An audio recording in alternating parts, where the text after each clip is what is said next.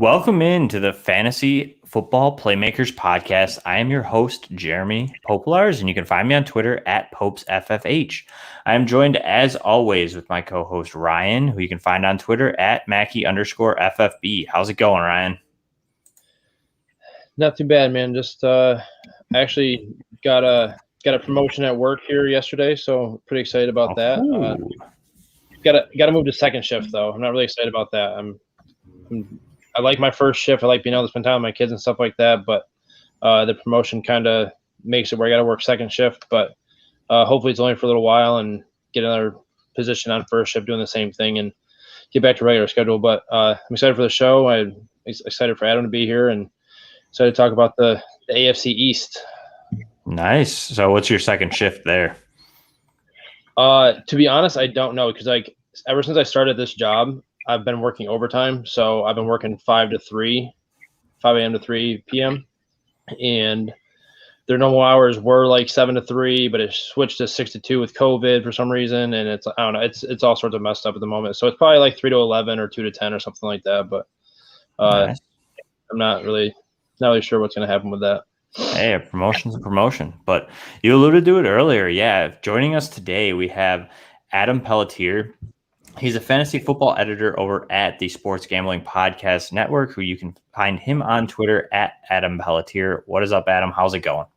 Pretty good. Thanks for having me on, gents. Excited to talk some fantasy football. Always a good time. Yeah, I mean, we're all here Bills fans. One's from, what do we got here? We got Pennsylvania, we got Buffalo with me, and then we got a transplant in North Carolina, all three Bills fans, so we'll try to stay not as biased as possible. But we all know who's unbiased is overrated. I don't know why people want this unbiased thing. It's a load of crap. It's no good. Yeah, the Bills are winning the Super Bowl. Just everybody needs to accept it. So it's been that way for like 7 years. But either way, Ryan, why don't you get a quick word in here from one of our sponsors for the show, King Sports. Yeah, we got the King Sports Draft Guide. Go check out King Fantasy Sports Draft Kit and get the advantage over your league mates this draft season. Do the right preparation and start your season off right. You'll get rankings, breakouts, busts, values, and sleepers. Have some funky league settings. Learn how to make your own projections and stop sitting on the sidelines and buy it now. The guide is only $8.99. Use our promo code Playmakers to get an additional 10% off. I'm talking less than $10 to get everything you need in your arsenal to not just compete, but dominate your leagues this season. Awesome. We got something big coming from King Sports 2 next week. We'll allude to that next week, so you have to tune in for that. It's going to be another giveaway of sorts. But yeah, let's kind of just jump into some breaking news. A lot of people have been waiting to talk about this. The Julio Jones trade finally went down on Sunday. Ryan, we're going to start off with you. What do you think? What's the outlook here now for the pass catchers in Tennessee? Okay, so I'm not going to go through anything too crazy with this, but I think Julio drops a touch from where he was in Atlanta. Titans had the third fewest pass attempts last season, so I don't think he's a top 5 option by any means anymore. But I do think him and AJ Brown both are within the top 12 realm of possibilities. I think they both can be a wide receiver 1. I tweeted out the other day that if Kirk Cousins can support 2 wide receiver 1s, I'm pretty sure Ryan Tannehill can in the same style of offense. I think AJ Brown rises a little bit because I think he'll just be a little bit more efficient. He only caught 66% of his targets last season, so I expect his efficiency to go up, being able to see single coverage a lot more now with Julio there. Tannehill rises for me. Henry kind of stays the same, so I expected the touchdown and yards to regress slightly next season. So he's still a top-end running back 1 in redrafts, lower in Dynasty just because he's getting up there in age, and he's got 900 attempts the last 3 seasons. First row rises for me. Middle of the field should open up a little bit more. Saw 53 targets last season, so he should see a little bit more efficiency as well. And on the Atlanta side, Ridley obviously skyrockets. 16-game pace, 100 catches, 1,500 yards, 6 touchdowns last season without Julio. Pitts, he was already skyrocketed as it was, but I think his projection obviously has to go up a little bit, seeing as how I think Lee Smith is the blocking tight end there. Hurst kind of lines up in line, and Pitts lines up in the slot a lot more, and Gage and Zacchaeus are both up for me. Gage had 110 targets last season, average 8 a game without Julio. Z averaged slightly over 6 targets per game without Julio in only 3 games. So, and he has some sleeper potential for me. Nice. I like it all. How about you, Adam? How do you feel about this trade? The big thing that I'm going to disagree with here is that Julio's not going to take a step forward by moving to Tennessee. I think everyone's really biased by last year. We're really getting hung up by that 2020 raw stats. We're looking at the 68 targets, 51 catches, 771 yards. The problem is he did that in only 9 games. Let's just remember he was in and out of the lineup, banged up a lot last year. He's going to be fully healthy. He's going to be ready to go, and he's going to be motivated. He's a guy who forced his way out. He made it clear where he wanted to go. He wanted to go to a contender. Landing in Tennessee with Ryan Tannehill, I actually don't know that Anthony Firsker is going to be as big an impact as we're thinking he's going to be. He's probably going to take a step back there just because they do have the limited passing attempts. Right now, we're probably looking at A.J. Brown and Julio both being over 100 targets and no one else in that, and maybe Firsker at like 65, maybe. That seems high. They're going to want to control the ball still with Henry. Looking at Atlanta, obviously Ridley to the moon, Kyle Pitts to the moon. And then it's going to be a battle between Russell Gage and Zacchaeus. And I think the underrated thing here is Mike Davis with the checkdowns underneath. I think Mike Davis is going to be firmly ensconced, especially in your PPR leagues. Mike Davis is going to finish the year as an RB1. He's the sole back in that backfield right now. No one else is really going to compete with him. But that's about it. Yeah, I mean, I like that. I think I kind of like Caleb Huntley and Javanian Hawkins there. I think both of them are, I mean, they're dark horses. They're deep, deep sleepers, but I think they could be somebody who could maybe push Mike Davis. But like Adam had said, I mean, Mike Davis is that lead back there. And I do like him too. I think he gets a bump. I think Hayden Hurst gets a slight bump too out of this trade. I think that you're going to see Pitts possibly lined up a little bit more outside, but Hayden Hurst he's still probably going to be irrelevant as far as tight ends go just because of how irrelevant most tight ends are. But, I mean, he could have slight sleeper potential if something happens to Kyle Pitts, but highly unlikely. But we do have to announce that later in the show, not right now, but we are going to announce the winner of the Scott Fishbowl 11 giveaway a little bit later. So, unfortunately, you have to listen to us for a little bit longer. See how I did that? You know what I mean? But anyways, let's move into the meat and potatoes here. Let's get talking about the New York Jets here.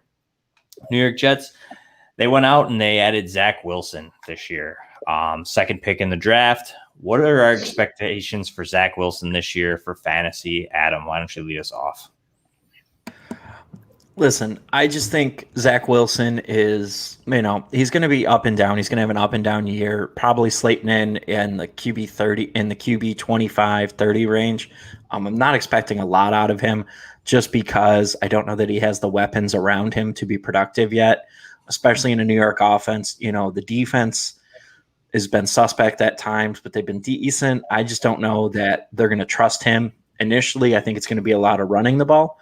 That being said, I do think he's going to have some weeks, especially later in the season as he gets more comfortable and develops a rapport where he might do some things and actually produce.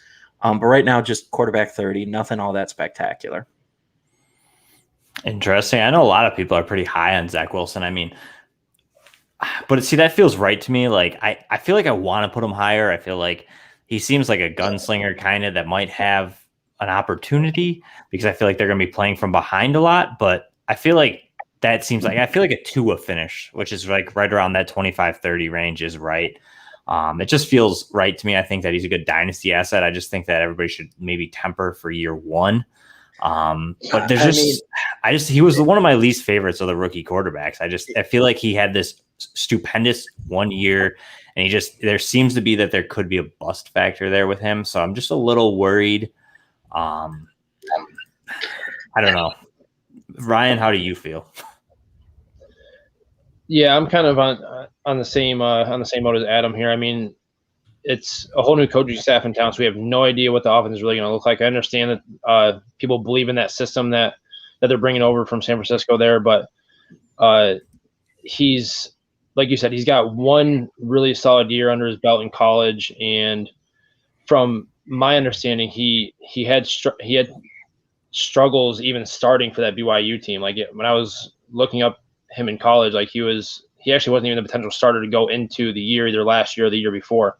So the fact that he wasn't able to just step on the field right away at BYU of all places is a little concerning for me. He's not like a redraft target of mine by any means. I think maybe if you're in a super flex league and he's your QB3 bye week fill-in type guy, I can see that and feel that, but he's not somebody that I'm interested in targeting in particular. Like, I'm not going out of my way to draft him in any sort of format as of right now. But as a dynasty asset, I do like him because he's going to have a starting role. They're going to give him a couple years to really show and develop and see what he can really do. And I'm sure they're going to bring in some more weapons because I feel like Robert Saleh is going to be a good coach. So I do think they're going to give him every opportunity to succeed. And if he doesn't pan out, he doesn't pan out. But just having the opportunity alone, I think gives him at least some value in dynasty leagues. I don't know about this not wanting him, as I think he's higher than a QB3 in Superflex. If you're playing a Superflex league, he's the kind of guy who you're going to want to get as your QB2. You're going to want to back him up, but I'd much rather be rolling him out there every week than most of these guys, just because he does have some ability with his legs. He has that ability after the play. Again, conservative estimate, QB30 range right now, but I think he could finish as a QB2. You know, most of us are playing in 12, 14-team leagues, which means QB2 goes all the way down to 28. So if you're talking about a QB3, you're talking about a spot starter guy like a Taysom Hill. Who would you rather have, Taysom Hill or Zach Wilson? This is just me personally, because me in Superflex leagues, I always go QB early. So right. I get what you're saying. I'm just saying that you shouldn't be super out on him if you're in a Superflex league. You know, in a Superflex league where you can't blitz the QBs early because the good ones have gotten snapped up, and you're stuck taking running backs and wide receivers there. You know, maybe you're picking a little later in the first. Zach Wilson's a real nice guy to come back around in like around 7-8, scoop him up and just lock down that quarterback position with some talented upside. Yeah, for example, I would take him over like a Jared Goff or probably Derek Carr, somewhere in there. I'm all in on Zach Wilson. I like Derek Carr, but I just think Zach Wilson possibly has a bigger upside just because of pure age, and we just know what Derek Carr is. He's a safe floor. He's never going to go out and give you like those big weeks. And I think, like Adam had mentioned, Zach Wilson has proven that he is very effective with his legs as well. And it's just going to be a question mark on what the system is. Are they going to be very run heavy, or are they going to be more pass heavy? And if they are pass heavy, can the pass catchers get it done? So why don't we lead into that run heavy style? Let's go with the running backs here. We've got Ty Johnson, Michael Carter, Tevin Coleman, and LaMichael Pirine. Most of these guys are previous regime. The other two they brought in. I saw early reports as of now is Tevin Coleman seems to be the lead guy, but I've also seen things that Michael Carter is making a push.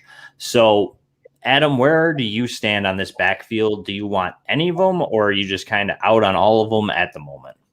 The only thing I know for sure is that the Tevin Coleman thing is just a giant dog and pony smoke show.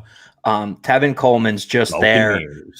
Tevin Coleman's just there because he knows the playbook. He's helping these young guys get acclimated. You know, Michael Carter, 22, LaMichael Pirine, 23, Ty Johnson, 24. All three of them have different skill sets. They have different abilities with the ball in their hand, and they actually fit very nicely into a Shanahan offense. Tevin Coleman's just there to help them all understand this is where you go, this is where you block, this is everything that you do. Tevin Coleman's he's gonna be lucky if he makes it through the entire season. I'm thinking he's their RB4 inactive on game days sometimes, or just the technical backup running back, but he's going to see limited action. I think it's going to be Michael Carter and LaMichael Pirine. In PPR leagues, you might be looking at Ty Johnson. He's shown a lot of promise as a receiving back out the backfield the past 2 years between Detroit and the New Jersey Jets. So I'd be all on board with any of those guys in late rounds. You're not taking them early, you're taking them late, but they have that upside, and they're going to hit on a couple weeks like every Shanahan running back. Yeah, I like that. I love that take right there. I love everything about it, so I'm not going to expand too much on it. Ryan, how about you? Anything different? No, I agree. Like you said, I'm pretty sure it was even today that Saleh came out and said that they all have different qualities. They each can play a role, and it, quote, should be fun finding a role for all of them, which is something that you do not want to hear as a fantasy owner. Like, you don't want to hear that you have multiple guys that can find a role in the offense. Like, it's one of those things where you just don't. You're not going to know who to start from week to week. I do feel like Michael Carter might have some PPR upside. Ty Johnson saw 11 red zone touches last year, which was second behind Frank Gore, so they might trust him a little bit more in the red zone. Pirine had 8 as well. So again, it's one of those things where you just don't really know who is going to be from week to week, and it might come down to if one of these guys gets injured, maybe we see one of them step up and take a larger role on. But I'm personally avoiding them in redrafts just because I just don't know what to expect from the offense and from the talent in the backfield in general at the current moment. I mean, what kind of redraft league are you playing in where you can afford to avoid the RB32? Like, I want to come play with you in that. It sounds like it's some sort of league where people either don't know what they're doing or it's super shallow, because RB32 is rostered in every one of my leagues, and that's where Michael Carter is right now in the projections we worked on with SGPN. And I just feel like, he's someone who has to be rostered. You might not be starting him as you're in one of your 2 RB slots. He might be a flex, but he has to be rostered, and probably Ty Johnson and the Michael Pirine too. I think you're misunderstanding what I'm saying. I'm not saying that to everybody just avoid them entirely. I'm saying that me personally, I'm not going to target these guys. If I can absolutely avoid it, I'm trying not to have one of them in the backfield. If I have to, if they're at a value for me, yeah, sure, absolutely. I mean, that's the thing. It's like, running back is in redraft leagues. I target running backs early, and I get just kind of either depth pieces that will give me week to week value, that could give me week to week value, and that are in more of a solidified role or are in as big of a committee as these 4 are. I mean, I just think it's going to be a 3-man committee, probably with just Carter being the lead back, and it's going to be someone who's going to be that steal sitting there in round 8. If I'm sitting there in round 8, I'm all over Michael Carter. Getting into the double-digit rounds, I'm going to be all over Ty Johnson. They're just guys who are going to give you big value, and they're those guys who, late rounds, you got to take a dart throw on these running backs. You got to take a dart throw on a couple running backs late just because you don't know what's going to happen. Full disclosure, I'm not a redraft guy, so I'll let you guys fight that out there. But my full ADP, my reach all off season was LaMichael Pirine, and then they drafted Michael Carter and crushed my soul. So I'm hoping it's Pirine, but I agree. I think it's going to be Michael Carter is going to be the lead dog. And I'm hoping Pirine takes over what your guys are saying, which Ty Johnson in the PPR, at least to make him somewhat valuable to me. But I do have a dynasty team that rosters all 3 of them, so I just might start them every now and then, all 3 of them. That's bold. Yeah, I'll just start I've them all never in my seen flexes. 100% ownership in a dynasty league like that. That is. Yeah, it's bold. I was just bold, They were all a great value in the offseason, and then I just reached for Michael Carter because I'm like, well, I might as well get the other one who's probably the lead. So, yeah. But let's move on to the wide receivers who also kind of messy. I mean, we got Corey Davis coming over from Tennessee. We have Denzel Mims, who you could say underperformed last year. You have Jamison Crowder, who is always an interesting fantasy asset, at least in PPR leagues. Then you have Elijah Moore coming in, who is a rookie who is pretty outstanding out of Ole Miss. And then they brought in Keelan Cole. So out of these guys, who are we looking to roster? Like, who do we think becomes that wide receiver 1? Do we think it's Mims or Davis, Adam? Right now, I think it's Mims. I think Mims has the size that they're looking for on the outside, especially in an offense that's probably going to be run heavy and lots of play action shots. Corey Davis is solid. He's a nice wide receiver too. I think this is a team with 2 wide receiver 2s and a whole bunch of slot receivers, and it's going to be messy, messy, messy. So you're going to be playing wide receiver roulette most weeks with the Jets receivers. I do think that the problem for Jamison Crowder is going to be if he starts underperforming, he's got Keelan Cole and Elijah Moore nipping at his heels, both of whom can play the slot. Keelan Cole is a spectacularly underrated value. I have been big on him since he landed in Jacksonville. He's never gotten a good shake from a coaching staff or played with a good quarterback, and yet he still had many, many weeks where he's been fantasy relevant. In his rookie year, he was massively fantasy relevant. Everyone will remember that second half of the year where he just absolutely broke out and was shredding teams. And he's never gotten a fair shake. And he's a guy where I wouldn't be surprised if Denzel Mims struggles, if Jamison Crowder struggles, if Corey Davis struggles, Keelan Cole is going to step right up and take that. So that's a guy, if you're sitting there last round of your draft before you take kicker and defense, Or if you're in a dynasty league, keep an eye on him and stash him because he's someone who can break a game. He has game-breaking speed, underrated speed, really, and someone you really want on your rosters. Yeah, I like that. I thought last year too, Keelan Cole, I added him in a couple rosters. He kind of had a little spurt there in Jacksonville as well. He's always had spurts, and it's just like you said, just never gotten that shake where he's got that opportunity. And I think this could be a spot where he could, like you'd mentioned, if Mims slips up or Davis. I feel like if Crowder slips up, it's going to be Elijah Moore stepping up there. But either of those outside guys, I could see Keelan Cole kind of taking over. Ryan, how do you feel about any of these guys? I agree with the fact that there's 2 wide receiver 2s there. I don't think Davis or Mims is that alpha wide receiver 1 type of player. Although Mims probably profiles better as that. I don't know if Crowder is still on the team come week 1. Like they still save $10 million if they cut him. If Elijah Moore has a good camp, which reports out of OTAs are that he's already forming a good connection with Wilson. He's taken a couple short passes to the house on defenses, but it's OTAs, so it's kind of just whatever at that point. But the Keelan Cole thing is the biggest thing that I agree with. I really like Keelan Cole, especially at a value for me. The only thing is that it's just hard to see at the current moment him having a clear path to playing time. But he's another guy that reports out OTAs or that he's been dominant on the field, and Wilson really likes him. He's been targeting him a lot. So he's a guy that's worth keeping an eye on in redrafts. He's going to get drafted late in redrafts if he gets drafted, and he's definitely worth a deep flyer in PPR leagues and Dynasty because if like Adam said, if one of those guys slips up or gets hurt or anything like that, like he will step up and he will produce for them like he has any other time he's been given the opportunity to do so. Yeah, he's not necessarily the PPR monster. He's more just a big play kind of guy. He's just, they call him the Owensboro Flash for a reason. He's just going to get it and go. Great, amazing breakaway speed. We saw it last year on that punt return he had for the Jags in one of his big breakout games. And, but I think if Jamison Crowder isn't on the roster, that's going to open up the door a lot because the Jets are also going to be behind a ton. So they're going to be in 4 wide, chucking the ball all over the field every day, every weekend. So let's get into a real interesting, disappointing position here for the Jets, which is tight end. Do we think Chris Herndon finally breaks out like we've all hoped for? Adam? What are you defining a breakout as? Jeez, he's been so bad. I mean, maybe tight end 14. I don't think he's going to cross that threshold. He might be in the low teens, like 18, 19.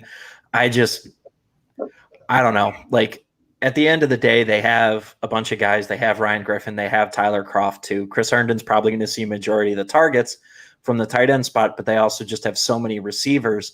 And Denzel Mims is a big body who they can target in the end zone like they target a tight end. And all these receivers are talented and good in the red zone. I don't know. I just think it's going to be another disappointing year. Go ahead, hype yourself up on him if you want, but he's just someone who's going to disappoint at the end of the day. Maybe in the late rounds of best ball leagues you're taking him, but that's about it. Yeah, I found myself taking him in like late rounds of dynasty startups. He's going real late. Like everybody just is on that same thing where it's just like, it's Chris Herndon, whatever. So, I mean, I'm taking him on the chance that he is very athletic and he has the upside. So, I mean, if you're super late in a dynasty startup or you can get him as like a toss-in a dynasty trade, that's about the only way I'm acquiring him. I'm not going out to get him. I think it's just that big, like, oh, wow, the San Francisco-style offense is coming over and look what they did with George Kittle. I believe that's just what's pushing them up here. But I agree. I'm not overly excited on Herndon. I think there's the potential he could get up there. However, I don't know if it's going to happen. I agree with Adam. I think it's probably going to be maybe a little bit more of a disappointment, but there's definitely a path I can see where he could get there. So if you're late in drafts, I would say take the shot on him. But I'm not reaching for Chris Herndon. Ryan, do you have anything to add on Chris Herndon? My notes literally say not again, and that's it. Because I've drafted him in 2 straight years. It's not happening again. I don't care I don't care what he does. If he breaks out, fantastic, great for him. I'm not doing it again. All right, so Ryan's out. Let's move on to the New England Patriots here.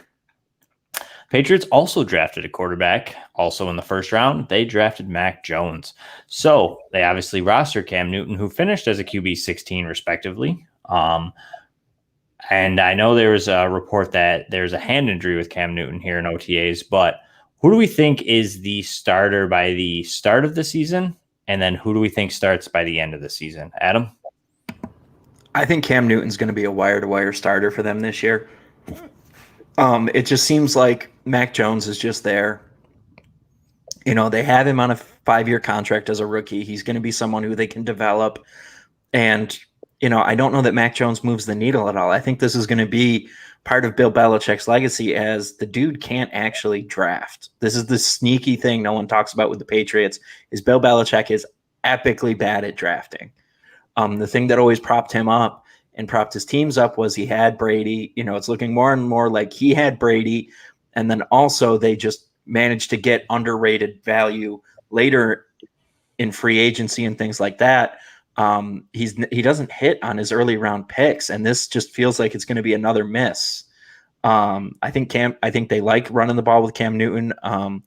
And I think Cam Newton, you know, maybe a fringe guy. You know, if you don't have a top end quarterback option, you're gonna roster him in redraft. You're gonna hold him in dynasty, especially if you're in super flex, just because if he's on the field, he's looking at double-digit rushing touchdowns again, and that's just, you can't pass that up. I like that. It's a little spicy. I feel like a lot of people are high on Mac Jones, but I agree with you. I wasn't very high on Mac Jones either. I feel like Mac Jones is a game manager. He reminds me a lot of like a Kirk Cousins, Derek Carr style quarterback, where he just kind of— That's an insult to Kirk Cousins and Derek Carr. Yeah, Kirk Cousins and Derek Carr can actually like play the position effectively. Mac Jones can only throw the ball to guys who are open by 10 yards because they're infinitely better than everybody else. I mean, I think he had decent accuracy from what I was watching. I mean, it's real easy to be accurate when everybody's open by 15 yards. You're throwing to Devonta Smith and Jalen Waddle and everybody. They're just burning everybody. What does he got to do? He's got no pressure on him. Yeah, that is true. He did very, very rarely face pressure at Alabama. But I don't know. I feel like Mac Jones might start by the end of the season. Just, I don't know. I feel like it's going to be how their season goes. If they're competitive, it's got to be Cam Newton, I feel like you had said. But if they start out really bad and they're out of it, I could see them maybe plugging them in and see what they have. But, Ryan, how do you feel? Well, correct me if I'm wrong, but I can't, because I can't remember exactly. But didn't they bench Cam for Jarrett Stidham at some point last year? Was that a thing? Did that actually happen, or am I just thinking that? No, he got hurt. Yeah, I was gonna say, I think he got hurt. All right. So that has nothing to do with what I was gonna say. But I was asking because I could have, for some reason, I had in my head that he got to start over Cam, and Cam was just sitting on the bench. But I agree with you guys. I agree with Adam actually. I think Cam starts from week 1 to the end, but like you said, if their season starts going south, would I be surprised if Mac Jones gets playing time? No, absolutely not, because I feel like that's just that's just something that Bill would do. I don't think he's just gonna sit there and just let his team go to waste, and he'd see what Mac Jones had. But Cam was actually really, really good in terms of rushing the ball. I mean, he was second in carries and red zone carries on a per game basis last season. He was third most in rushing yards for quarterbacks, and he had the most rushing touchdowns last season. So from a fantasy asset, he actually provided you a pretty solid floor. And he was also fourth in deep ball completion percentage. And they added some wide receivers that maybe can help with that, like Nelson Aguilar and Kendrick Bourne, who's not a huge big play guy, but he gives you that added talent at the position as opposed to what they had last year.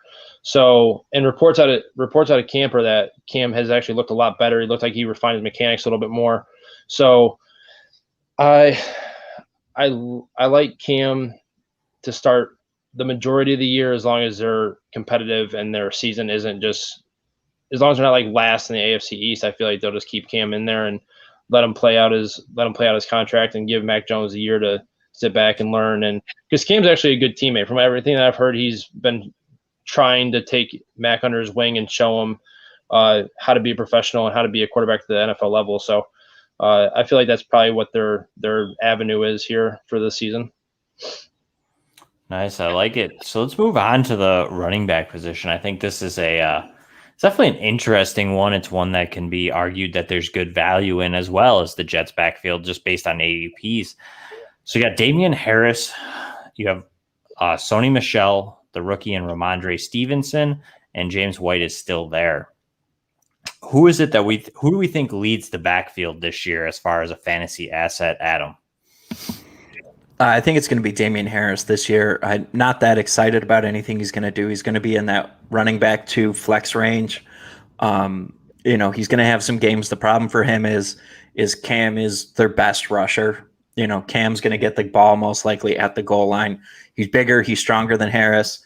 But I think that Harris is going to have a better year than he did last year. Sonny Michel is going to fall back a little bit more. And especially if you're in PPR leagues, you got to have James White. You have to have James White. You have to have James White. You have to have James White. And even in some, even in non-PPR leagues, he's going to be someone who's going to give you some value just because he does touch the ball so much that he's going to have some games. So on a bye week flex fill-in, he's going to be a nice choice. Maybe Michelle and Ramondre Stevens get some run if Damian Harris goes down. But for the most part, Damian Harris, I'm targeting in like round 6 to 8, and then James White in maybe like that 7 to 9, 8 to 10 range, maybe a little earlier in PPR. Ryan? Yeah, Damian Harris is my choice to lead the backfield here. He actually saw he was first in the NFL in defenders in the box last season. He averaged 7.4 defenders in the box on a per carry basis last season, and he was second in stacked front carry rate. 42.3% of the time he saw a stacked box. So he was fighting an uphill battle. I mean, quarterback play was inconsistent, and he had multiple defenders in the box, but he only saw 2 goal line carries. Cam Newton obviously was digging into that. They drafted Ramondre Stevenson, who shows some LeGarrette Blount vibes for me due to his size, and he's a little bit shiftier than his size would possibly suggest. So I wouldn't be surprised to see him get some goal line work. But overall, I think Damian Harris probably leads the team in fantasy points. But like Adam had said, James White, 6 straight years with 40+ catches. It's just kind of which guy do we get? Do we get the 13.3 PPR points per game, James White, or do we get the 7.7 we got last season? And I think even if that evens out to the 10-point range, like he said, I'm sure he's a bye-week flex fill-in guy or even a spot starter if you're in a pinch and need somebody to throw in there. I like it. I'm gonna agree with all of it and just move on to the wide receivers here. Ryan, you alluded to it earlier. They added Nelson Aguilar, who's a good deep threat. They added Kendrick Bourne, and they retained Jacoby Myers and N'Keal Harry. So what do we expect from any of these wide receivers outside of being a like a flex play or wide receiver 3? Do we think any of these guys have a chance to like kind of just break out and be like a wide receiver 2? Adam? No. Fair. There's nothing else to be said. This is a run first, run often team that's going to take some deep shots down the field. Right now, I've got Aguilar and Myers in the wide receiver 80 range. So they're probably going to be rostered in your league because at the end of the day, they are technically starting wide receivers. But you're going to get down to it and you're going to be looking at it and you're going to say, well, who are we going to go with? And it's hard to get excited about any of these guys. They're not all that inspiring. They're not all that good. And this is it's going to be like 11 to 15 passing touchdowns max on this team. If Mac Jones comes in, the number might even go down because the guy's not going to have any time to throw and he's going to get destroyed by NFL defenses. Like, this offense is going to be a hot mess disaster. This is forget about old quarterbacks falling off a cliff. We're going to start talking about old coaches going off a cliff because Bill Belichick looks like he's going the way of a college coach who's just stayed too long at the school he made a name for himself for. He needed to ride off into the sunset a long time ago because it looks like the Patriots are going downhill really fast.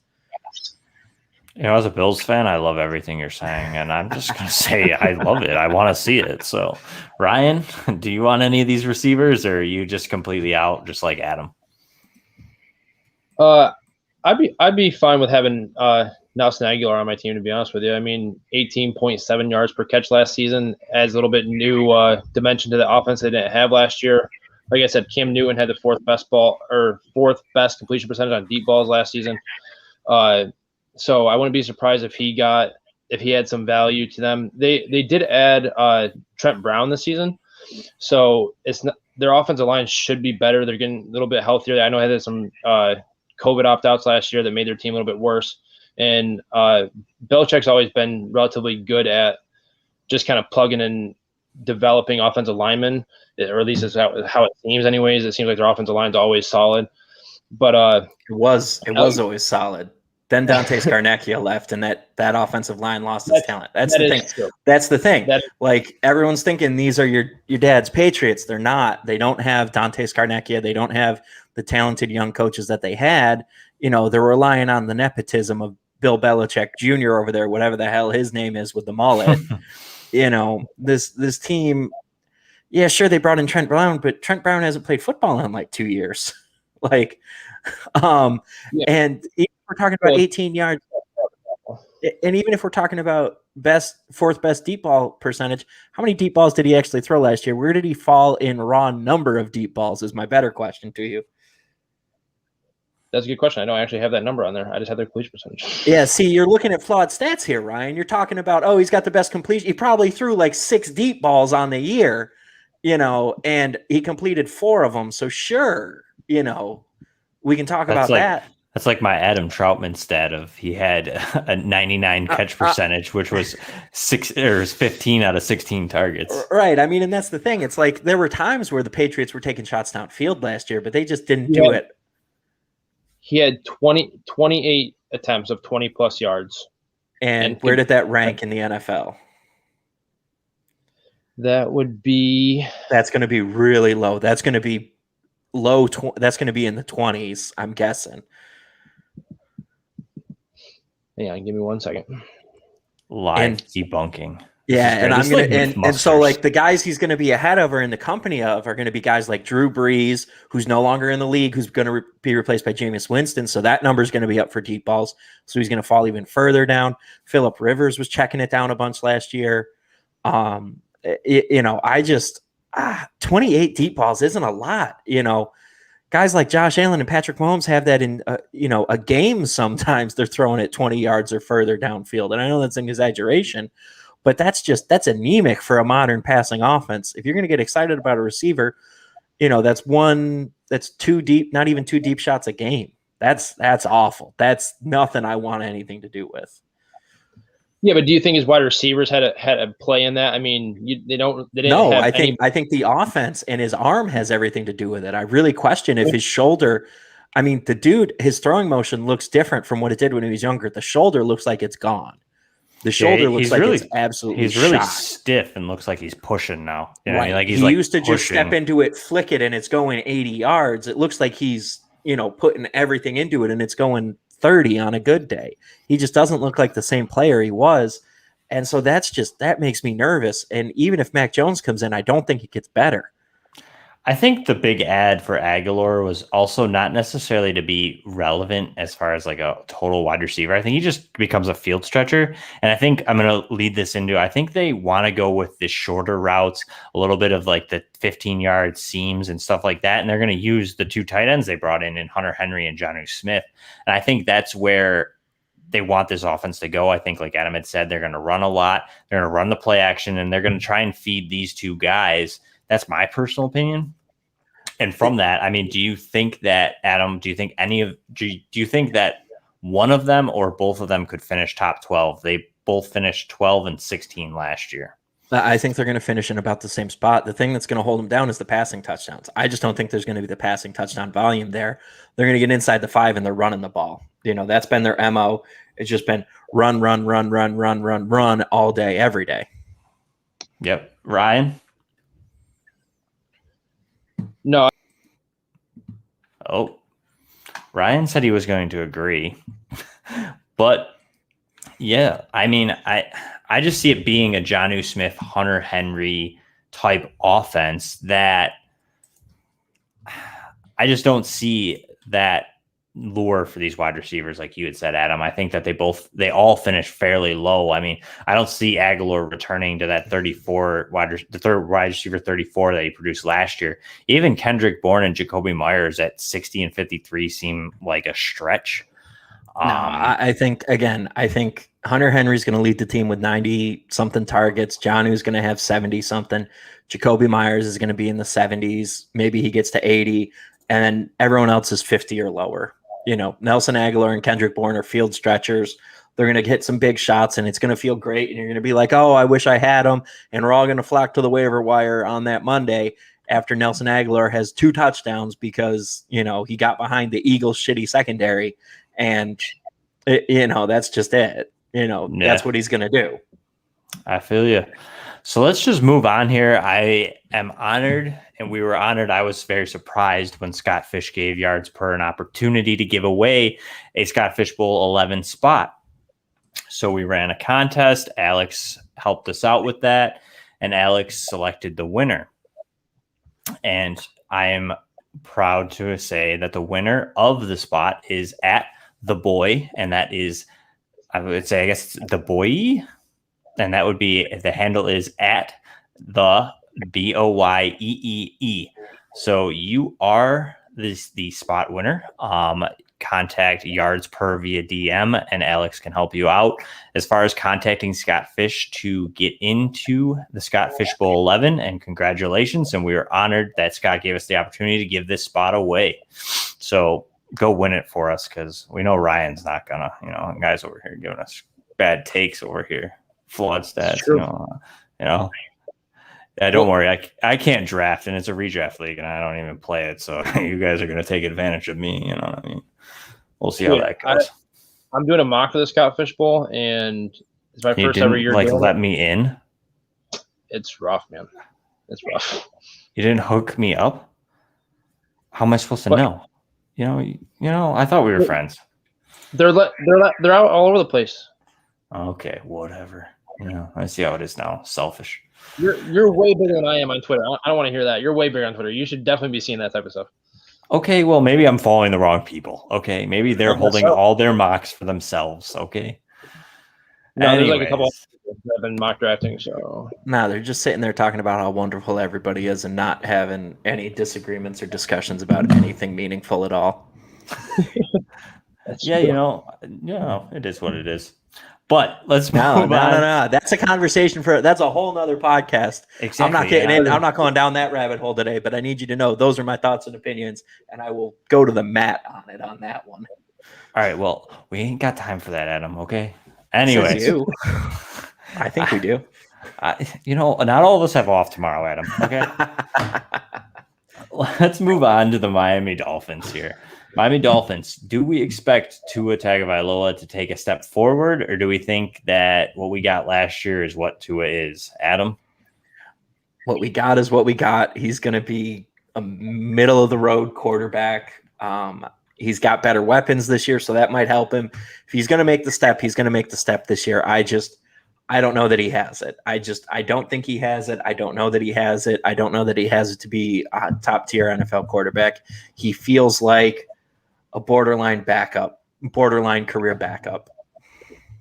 Spicy. I like it. Ryan? I think he takes a step forward this year. I mean, I do like Flores as a coach. I think he's going to be able to develop Tua the best that he can. I mean, apparently the hip was still bothering him last year. I'm not sure how much I buy into that, but it certainly could play a factor into what we saw last year. They added multiple offensive weapons for him to use. So he's got another year in that system, and he's got a somewhat normal offseason to at least prepare and be ready.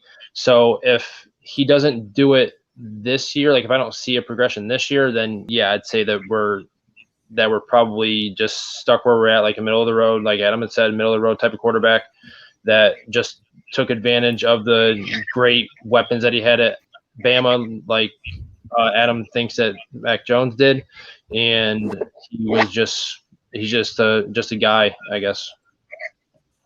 All right. I mean, if you want to talk about a guy who just checks down, he had a 6.3 yards per attempt last year, versus Fitzpatrick's 7.5. Full yard per attempt less. That's not an offense thing. That's a confidence. I don't think I can throw the ball down. 50 yards less per game than Fitzpatrick. The only thing that might save him is he's not a terrible rusher. That might help buoy him. That might save him a little bit. And right now, that's actually what's saving him and has him in the mid to low teens right now in the SGPN projections. He's not a guy. He hasn't looked like a guy who pushes the ball downfield. They took him out in the freaking 2-minute drill. If you can't sling it in the 2-minute drill, what are you doing? If you need to be benched and need a closer to come in, what are you doing in the NFL, bud? Yeah, that was definitely a warning sign to me where you mentioned that. I mean, there was multiple times where Fitzpatrick would come in a 2-minute game where they needed to win. It was almost like they just didn't trust Tua to move the ball. And I agree with what Ryan said. I think it's a make or break it year. They added a lot of weapons. He's going to have no excuses. And I mean, it's tough. He openly admitted he didn't know the whole playbook last year, and it was a refined and toned down offense when he was in there. And that just seems a little concerning to me. I mean, I get it was a rookie and he's his first year, but as a quarterback, you should be able to pick that up a little bit. So, but I think it's a make it or break it year for Tua, and I'm not expecting much more. I think he's a good super flex option, a late 20s type quarterback. I don't think he's going to be much more than that. Let's move on to the running backs who, again, like the last three, are just kind of seems to be a committee. We've got Myles Gaskins, Salvin Ahmed, Malcolm Brown, and Gerard Dokes, who they added in the 7th round. Adam, is it Gaskins, or are we going to see kind of maybe a little bit more of a committee use here?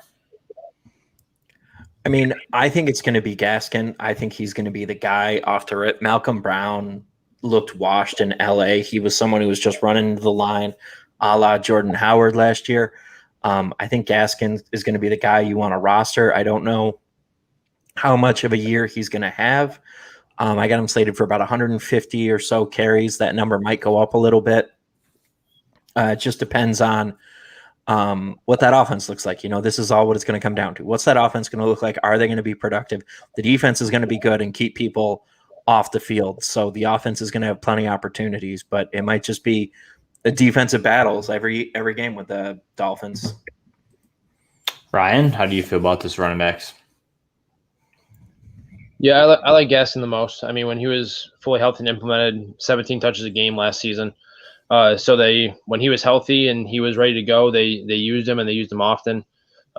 First in yards per reception last season, third in yards per route, third in catch rate for running backs last year. It shows that he has a really well-balanced skill set.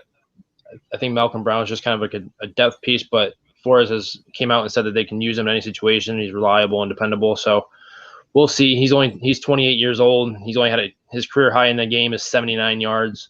So I'm not really sold on him being much of anything. I do like Jared Dokes as a sleeper, though. I think he's definitely worth a stash in Dynasty. I think he has a 3-down skill set. I think he's a solid blocker, and all of his coaches speak really highly of him. All of his former coaches speak highly of his passion for football, his work ethic, his character, and we'll just see what the backfield looks like. Dokes' injuries are a slight concern. He missed 3 games as a redshirt freshman, missed entire sophomore season after that, but then has been healthy ever since then. So I don't really buy too much into college injury history, but if he does take over a workhorse type role for them anytime soon, that might be something that just to keep in the back of your mind if you do have to have him in your lineup. Yeah, I mean, I think if Dokes is playing, I think you're going to see Salvin Ahmed as well being used together. I do like Dokes as a middle of the road. He's a sleeper for sure. I just don't see him ever getting the lead role. But I like him as a dynasty kind of stash that possibly could be relevant in injury concerns for the team. So let's move on to the wide receiver position here. We have Jalen Waddle, who they used a top 10 pick on. They have added Will Fuller, who is suspended for part of the season. Devontae Parker is still there. Preston Williams is still there. You have Jakeem Grant, and you have Lynn Bowden. Are all of these guys outside of Waddle and Fuller and Parker pretty much dead in the water here for you, Adam? Yeah, probably. I think this is going to be heavy on the Will Fuller and the Devontae Parker. I think Devontae Parker is really the guy that you're going to want to roster in all formats. He seems like the guy who you're going to want to have just because he's going to be the number one. People are going to talk down his numbers last year or talk up the fact that they brought in Waddle and Fuller. But the fact of the matter is you're going to throw passes to everybody in your offense. I remember having a discussion the other day with Scott Stimson, and he was like, well, they threw it to all these guys but it. And it's like, yeah, you can't throw it to one receiver on every play. 120, 130 targets is a real nice wide receiver one for your team, going to finish probably as a wide receiver two. Will Fuller is going to have those big games, and Jalen Waddle is going to start to work out of the slot, and they're going to be able to just rely on three receivers as opposed to last year where they had to cycle through guys every week. Yeah, I like that. I agree. I think that those three are kind of the guys that I want. Obviously, the rest of them just feel like there was hype about them. Lynn Bowden had a decent little hype there for a while. Preston Williams was a big hot topic. But I just feel like now they're kind of just depth pieces that could be rosters, but they're basically rostered as stashes on the influx of an injury from one of these top three. But I think it's going to be I personally think it's going to be Fuller and Waddle. I think Parker is going to definitely see volume and targets, but I just think that Waddle is going to take over. I think Waddle kind of, especially like Adam had allured to, where Tua doesn't throw the ball that deep. And I think if Waddle's working out of the slot, I think Tua can start to find him as his favorite target. So I really like Waddle in this offense, but I can't say that Parker isn't going to be relevant. I think Adam has a point there where Parker is more of that alpha size and has proven that he can kind of do that to an extent there. So, Ryan, how do you feel about these guys? I'm not really sure what I want to do with this wide receiving core, to be honest with you. I mean, Devontae Parker, former first-round pick, 9 games last season with at least 7 targets in the 14 games that he played. So 9 out of 14, he had at least 7 targets last season. But he just wasn't really efficient with what he was given. He was 82nd in points per target according to Player Profiler, and had a 7.8% drop rate, which is the 12th highest in the league for wide receivers. Jalen Waddle is one of those guys that people are comparing him to Tyreek Hill. I don't think that's fair for him, but he does have that game-breaking upside. Might start the season a little bit lower on the totem pole, maybe second or third, depending on when Fuller is fully ready to go, which I think he'll just be inserted in the starting lineup week 2 after he serves his 1-game suspension that he's got. But Fuller and Parker, neither of them have been able to stay on the field for a consistent amount of time throughout their career. I think Fuller had his first healthy season, and then he got suspended for the last couple. So Waddle is one of those guys that I'm not sure he's going to have that consistency from week to week, but he's definitely going to have those games where he might single-handedly win you a week just because has such big play ability and potential on a snap-to-snap basis. I like that. Yeah, I mean, I just alluded to it a little bit. I really like Jalen Waddle in this offense. I think that he has that potential to take that, like you alluded to. Parker and Fuller have proven they can't stay healthy, and I mean, if Waddle can stay healthy, I think that's going to be Tua's going to be his guy. I mean, you know what I mean? With that 6-yard depth of target average, I mean, where are you going? You know what I mean? Parker seems like Fuller's definitely a field stretcher, and Parker seems like a mid to deep type role in the receiver. And I think Jalen Waddle is going to be that slot type guy that just gets those short slants and possibly takes him to the house. So I really like Jalen Waddle here.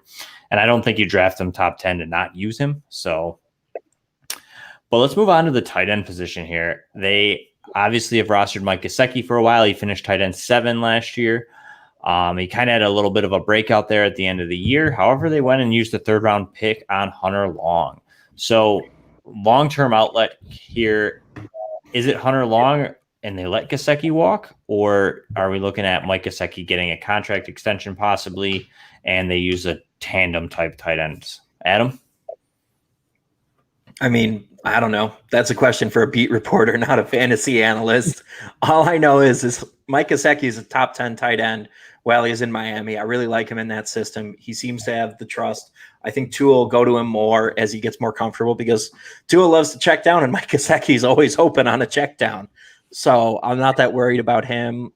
He might take a little bit of a step back, and even long term, if he leaves Miami, if Tua's the quarterback there, that's only going to be a good thing for him. There are 31 teams out there. There are 30 teams out there that would love to have him on their roster. 29 if Miami's letting him walk, because Miami doesn't want him. Kansas City doesn't need him, and neither does San Francisco. Every other team needs him on their roster and would benefit from having a guy like Gesicki, who's that nice move tight end, can effectively be a big slot receiver for you and just dominate the middle of the field. Ryan, how are we feeling here at the tight end position? I feel like Darren Waller sitting in his home right now, shaking his head at Adam right now. But that's fine. He can shake his head at me. The Raiders would do better if they just ran out 2 tight ends on that field. 2 tight ends, John Ross and Henry Ruggs, and they're going to be in real nice shape. Going to be a real nice offense, actually. I just solved I hope Gruden's listening to this. I just solved his offense. His offense could be great. Yeah, that's true. Just take his book out of the Patriots, That's what the Patriots are going to do. Roll out Hunter Henry and Jonnu Smith. Why not Waller and Gesicki? Exactly. Just save John Gruden's job if he listens. He's not worried about his job security right now. He's got 100 million reasons why he's safe. Brian, back to the Dolphins. So Gesicki's here going into year 4, 10 PPR points per game the last 2 seasons, 4 tight end 1 weeks last season, averaged 6 targets per game, but only had a 65% snap share. Not entirely sure if that will go up or down with Hunter Long being there, being drafted in the 3rd round, but Gesicki, like Adam had said, I mean, he's a super athletic guy. He's always seems to always be open, makes athletic catches. So if they do let him walk, I think he's fine regardless. But he's one of those guys that if you're kind of punting on the tight end position and you want to target him, and he's one of those guys that you target late if you're taking advantage of guys taking Kelsey and Waller and Kittle early in your drafts, and you still have value getting him later on in your drafts. And Hunter Long, rookie tight end, so I'm not really sold on him, but I think he's a great taxi squad stash for the season. All right, let's move on to the hometown team here for all 3 of us here. The Buffalo Bills, guys. Do we think Josh Allen can repeat his quarterback 1 finish over 17 weeks last year? So I'm taking a 17-week, not a 16-week. And he would have finished QB1. Do we think he can redo that, Adam? I think he takes a little bit of a step back. I think he's going to finish in the top 5 quarterback still. I have him slated as QB3 right now.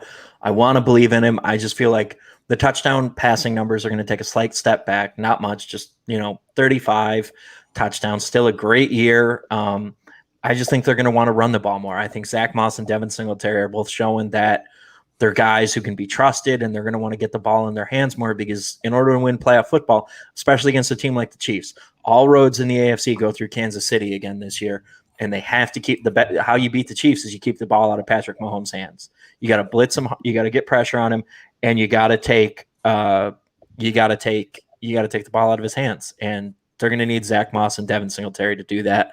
So I think Josh Allen's going to throw a little bit less than he did last year. Nice. I can definitely see that. I could see a regression. I mean, he had a crazy year last year that he came basically out of nowhere. Like, no one expected him to be that good. So I could definitely see a little bit of regression and definitely stay in the top 5, though. Ryan? No, I agree. I think he takes a slight step back. But I mean, he was so efficient, just so good for the majority of the year. If you look at his numbers, I mean, he's top 5 in a lot of statistics when it comes to advanced stats anyways. And his rushing floor keeps him safe. So he's still essentially their goal line back. He had the 3rd most red zone carries last season for quarterbacks.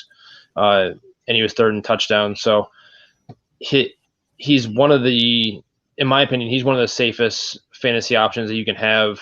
And he shouldn't be falling outside of the top 5 in any super flex type style drafts for me. Yeah, I mean, I've seen a lot of people take him 1-1. In any startup I was in, I was taking him top 3. So I don't think we have to worry about him dropping too far as anybody thinks, but let's move on to the running back position here. I think this just gets a little sticky. I'm a Devin Singletary truther. I liked him coming out. I was always hoped for Devin Singletary to be a little bit higher than what he is.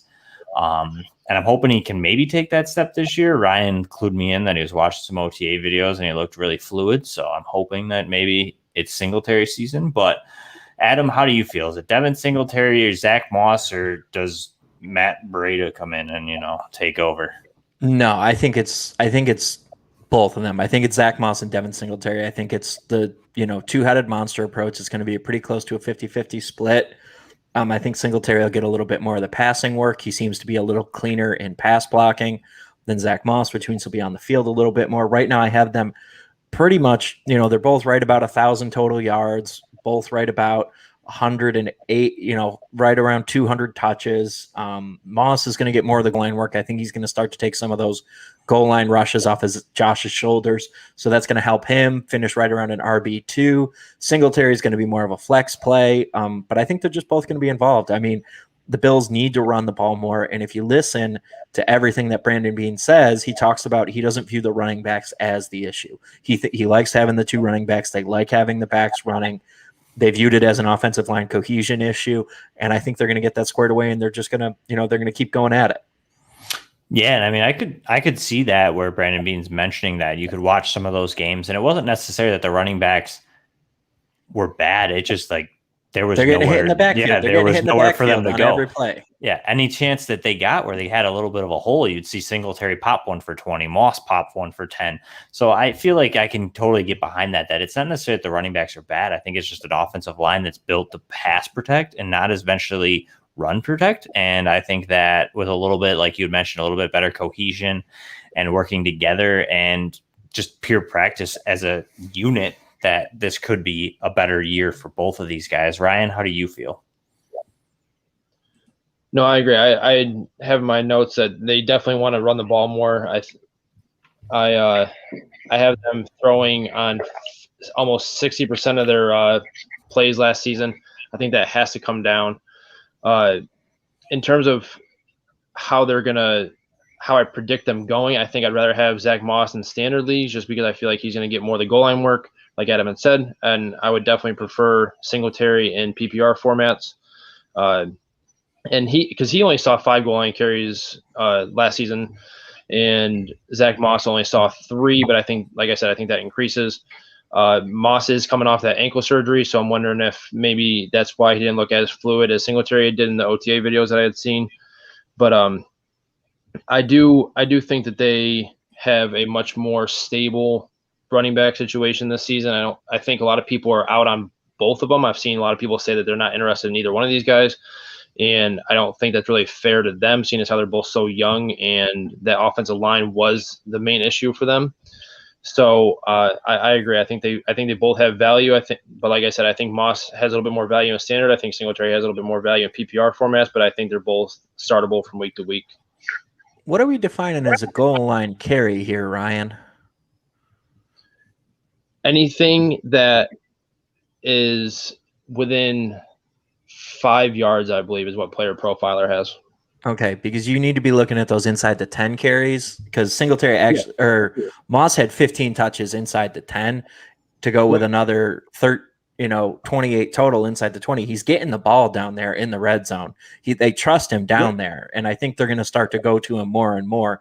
So with an improved offensive line that's more cohesive, I think you're going to see his touchdown number jump up, and I think that's going to be the thing that's going to catapult him into that RB2 category. I think he's going to have 7-8 touchdowns this year. Which is also going to be the reason, too, you can see Allen drop, too, because Allen's always had the red zone touchdown percentage to raise his floor almost as a quarterback. So it's a balance that could raise one but lower the other. So let's move on to the wide receivers here real quick. Obviously, Stephon Diggs is the leader, but then it gets a little bit murky with Beasley, Sanders, Davis. Of those 3, who do we think is the wide receiver 2? I mean, I'm leaning Beasley's obviously the 2. He's kind of the PPR machine and just kind of seems like a favorite and reliable target for Josh Allen.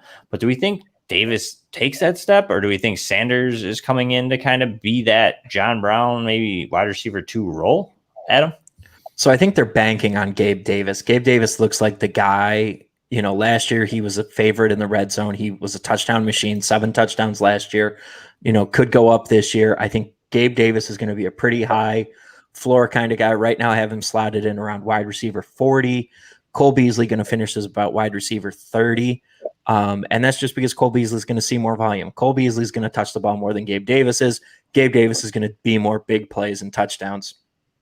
Emmanuel Sanders is just there to be a professional, to be a veteran, and be there in case somebody gets hurt.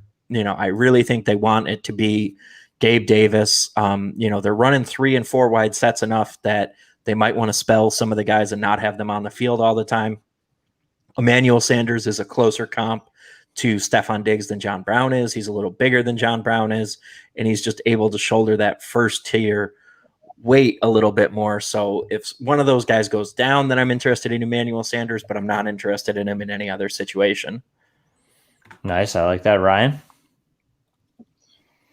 No, I agree. I think Sanders is kind of somewhat ring chasing at this point because I think he's kind of done. He hasn't really looked the same since he tore his Achilles, which I feel like is just kind of stereotypical for most NFL players.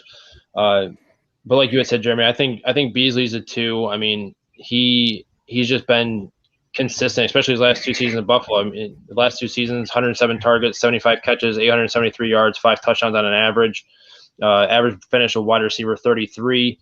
Last year, he was wide receiver 17 from week 6 on last year. And he's just that guy that just always seems to be open for them. Like he's number 1 in contested catch rate according to Player Profiler. So Josh knows that he can go to him if he needs to. And like Adam had alluded to, I think Gabe Davis is part of that big play touchdown guy. But for whatever reason, he only saw a 10% target share, despite the fact that he led the team in target separation. So like he's getting open. He just needs to see the targets in order to be a viable fantasy option. He was 11th in fantasy points per target, 12 targets in the red zone, and which was by far the most by rookies, and actually had 1 more than Devontae Adams in that stat. I mean, yeah, his target share was a little lower, but his snap count was up and down and all over the place because John Brown was still the guy they wanted to have on the field. If you look at it, he was 49, 36 to start the year, 100%, 60, 94, 100, 97, 96. By the end of the year, weeks 11 onward, he's on the field, 80, 90% of the time, and his target share went up as a result. It's important to keep that in perspective that he was a rookie last year, so everything changed. From week 11 on last year, he was, he had 31 targets in those 5 games, averaging 6 targets a game.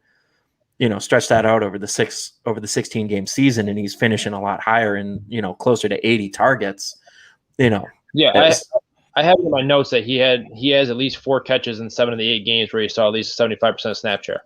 So right. When he's on the field, he performs and he does his job, and he does a very good job. And I think that's why they do want to lean on him as opposed to putting 30-whatever-year-old Emmanuel Sanders out there on the field. So I agree that Davis is the preferred option to start there, and Sanders just kind of there as an insurance policy in hopes that nothing happens to those guys.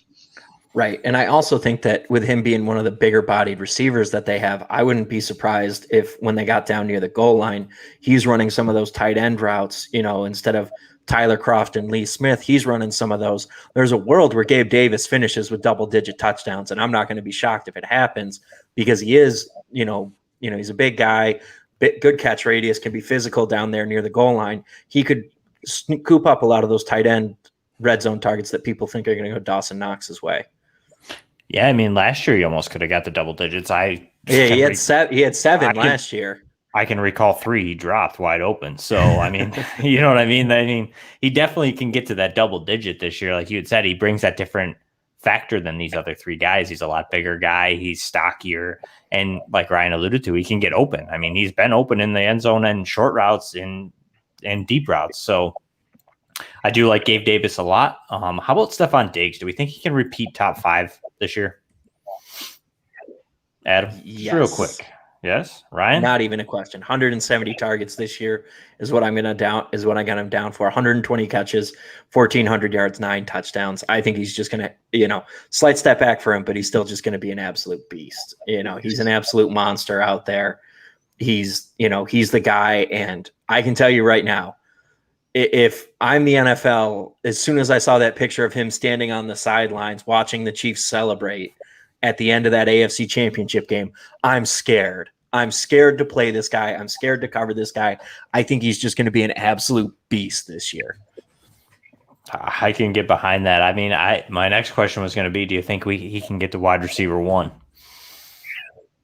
I mean, the difference between wide receiver 5 and wide receiver 1 is a few, walking into the end zone a few times. I think it's going to be hard, especially if Devontae Adams has Aaron Rodgers throwing him the ball. I think Devontae Adams is firmly ensconced as wide receiver 1.